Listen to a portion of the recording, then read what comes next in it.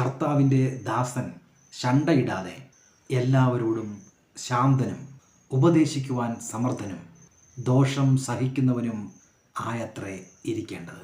2 തിമോത്തിയോസ് 2-ാം അധ്യായം 24-ാം വാക്യം. കർത്താവിൻ്റെ ദാസന്മാരെക്കുറിച്ചുള്ള ഒരു ചെറു വിവരണമാണ് ഈ വാക്യത്തിലുള്ളത്. ഉപദേശിക്കുവാൻ സമർത്ഥനായിരിക്കണം എന്ന് പറയുന്നു. ശണ്ടയിടാത്തവരായിരിക്കണം എന്ന് സൂചിപ്പിക്കുന്നു. ശാന്തനായിരിക്കണം, ദോഷം സഹിക്കുന്നവനായിരിക്കണം.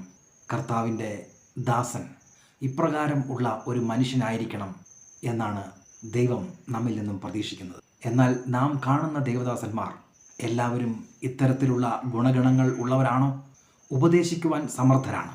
എല്ലാവരും ആ കാര്യത്തിൽ വളരെ മിടുക്കന്മാരാണ്. അത് വളരെ എളുപ്പമുള്ള ഒരു കാര്യമാണ്. എന്നാൽ അതിനുശേഷമുള്ള ശണ്ടയിടാത്തവരായിരിക്കുക, ശാന്തന്മാരായിരിക്കുക, ദോഷം സഹിക്കുന്നവരായിരിക്കുക, ഇത് മനുഷ്യന് അസാധ്യമായ കാര്യമാണ്. എന്നാൽ ദൈവം ദൈവദാസന്മാരിൽ നിന്നും ഈ ഗുണങ്ങളെ പ്രതീക്ഷിക്കുന്നു. ഇത് എങ്ങനെ സാധ്യമാകും?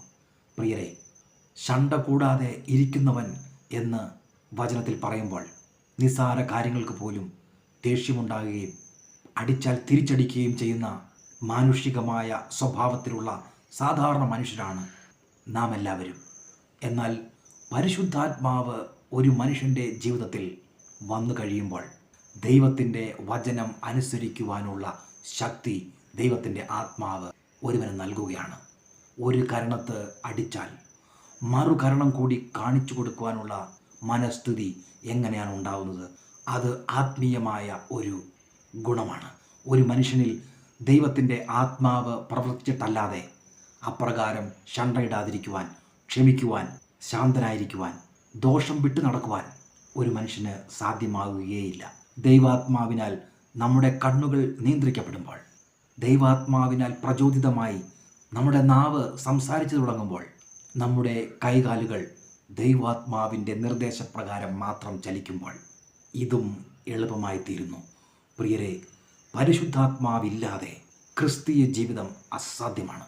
കർത്താവായ യേശു ക്രിസ്തു ഹൃദയശുദ്ധിയുള്ളവർ ഭാഗ്യവാന്മാർ, സമാധാനമുണ്ടാക്കുന്നവർ ഭാഗ്യവാന്മാർ, നീതി നിമിത്തം ഉപദ്രവിക്കപ്പെടുന്നവർ ഭാഗ്യവാന്മാർ, നിങ്ങളെ പഴിക്കുകയും ഉപദ്രവിക്കുകയും ചെയ്യുമ്പോൾ ഭാഗ്യവാന്മാർ എന്ന് പറയുന്നു.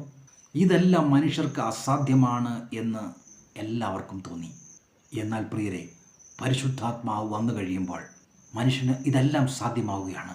ഇതെല്ലാം ഭാഗ്യമെന്ന് എണ്ണുവാനുള്ള ശക്തി സ്വർഗത്തിൽ നിന്നും മനുഷ്യന് ലഭിക്കുകയാണ്. നമുക്കും ദൈവവചനത്തിനനുസൃതമായി പരിശുദ്ധാത്മാവിൽ നിറഞ്ഞുള്ള ഒരു ക്രിസ്തീയ ജീവിതം